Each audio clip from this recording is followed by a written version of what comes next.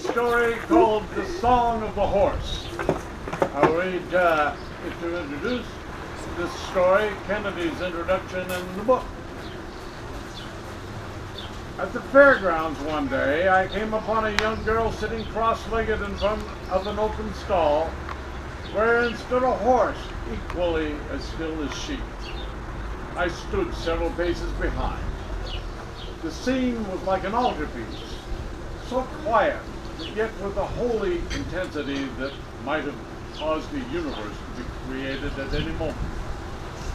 This is what became of that privileged vision. Song of the Horse.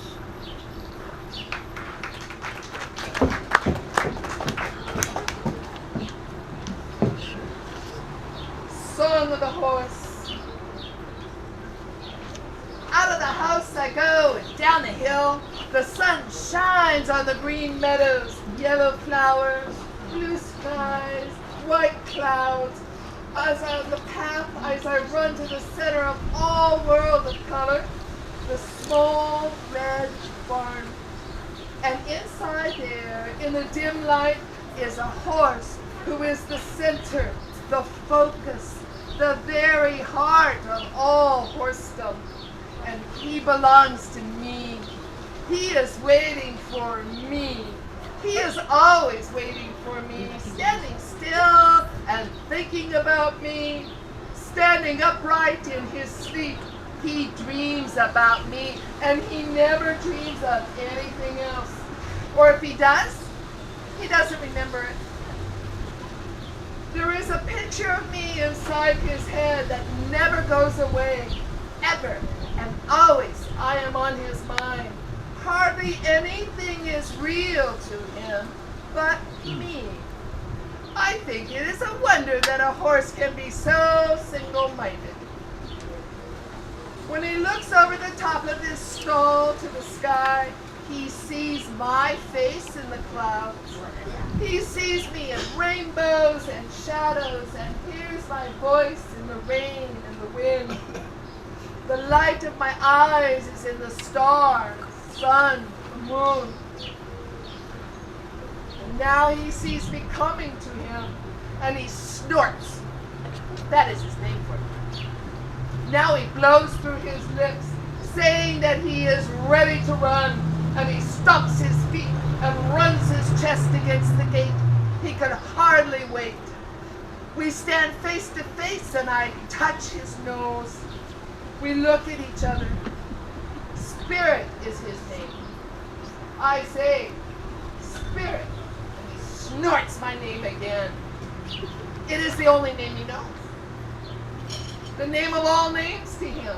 The name of apples and soap, of oats and clear water, of brushing his mane, the feel of my hand in his mouth, my gripping legs on his ribs. There is no name but me.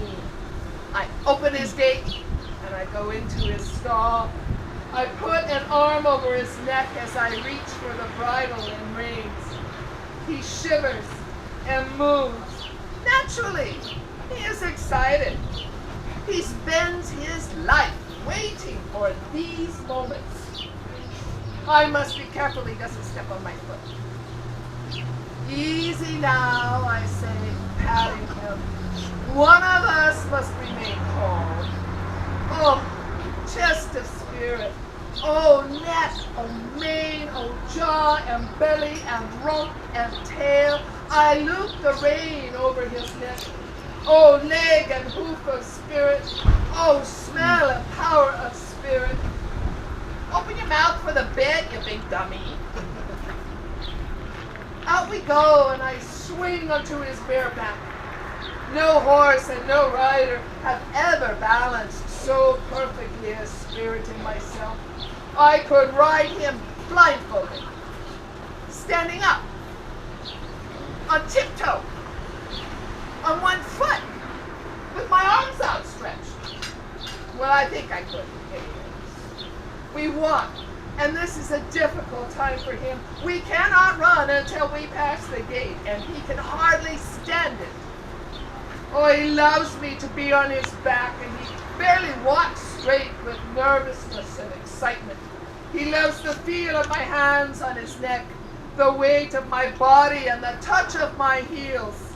Sometimes I don't understand how he can love me so much. Sometimes I think it is a kind of craziness. His sides are like breathing mountains, and he blows through his nose like a locomotive. His legs are like mighty wheels that have been made straight. His legs and his tail like spouting steam, and his eyes are like shining lights. We're almost at the gate. All his nerves are like trembling strings of a great instrument. He waits for my touch to run, walking almost sideways with joy and eagerness. And here is the gate. Go, I yell, and I snap his neck and dig my heels at his heaving sides and grip my knees to his ribs. Oh, and we go. Oh, my explosion of a horse. Oh, my lovely, heavenly horse. Oh, my God, who made this horse and me? Ears like wands, hoofs like diamonds, breath like a volcano, name like a storm in my face. Charge into the wind with our mouths open. We eat and drink the wind. We live on speed and thunder, and we see by lightning flashes. And our charging gives birth to hurricanes and tornadoes. All underground creatures think we are an earthquake. Moles and mice rush from their holes to see what great event is happening, but we are gone. We are a phantom, a ghost.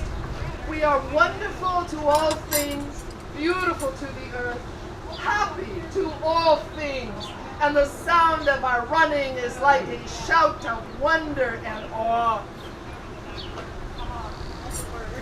We run so fast that the trees look forever different after we pass. Fence posts are struck dumb by our speed. People who see us remember us only in their dreams. The sheep argue about our existence. The slow-eyed cows say we are fictional. The chickens think we are supernatural. Faster and faster, and we are as close as clasped hands, sharing each other completely, our pounding flesh and flashing blood, striking bones and beating brains, crossing and weaving together ourselves, knowing all of each other. We ride madly into secrets and leave the shreds of mysteries behind in our wake. We lick the earth like a dark flame. All things know themselves as we approach and forget themselves as we pass. Nothing is the same forever after when the dusk has settled about us. Every blade of grass and clod of dirt remembers us, and the dust talks to the dust and tells stories and legends of our passing. Beetles and crickets think we are God. All along the dreadful trail of our passing, we leave the worship of horses. Distant hills and fields adore us, and despair that they have not the indelible print of our feet on their great, slow bodies. And we run faster yet, a gigantic and vanishing sight. We know everything. What we hear is all there is to hear.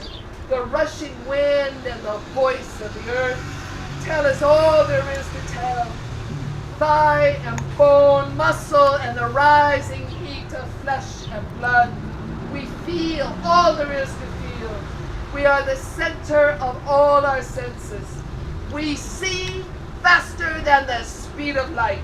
The shouting and cheering world surrounds us all about, faster and faster, and we run past the wind, past the shouting of praises, past the cheering, and into stillness, past sound and into silence. We run past time and age, and we run past our running and into slow motion. We run as in a dream, lifted away from my senses, frozen and flying at the heart of the crystal ball, and everything is revealed. I have no brother, no sisters, no father, no mother. We run into a place where all is perfectly still, and there is no difference in anything, and no sameness in anything. And in this great empty moment, a song is singing. The song has words that are ancient and strange, and music like newborn water, all tumbling together. But I can't remember any of it. It is entirely beautiful. There is not too little of it. There's not too much of it. Nothing is left over. All is perfect. Sometimes my heart beats to the rhythm of it, and then I stop what I am doing, and I stand perfectly still, trying to hear the words and music of it, but I can't. Only when I write spirit do I hear that song. Sometimes I fear that I will never hear it again.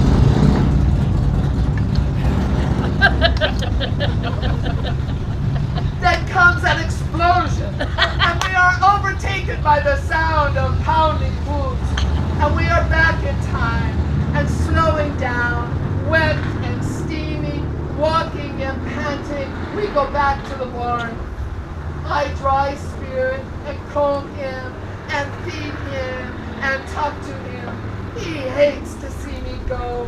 He is never tired of being with me. When I shut his gate, he stares at me with a long look in his eyes, and he talks to me. I can hear him in my mind. He says, "If you do not come back, I will die of sorrow.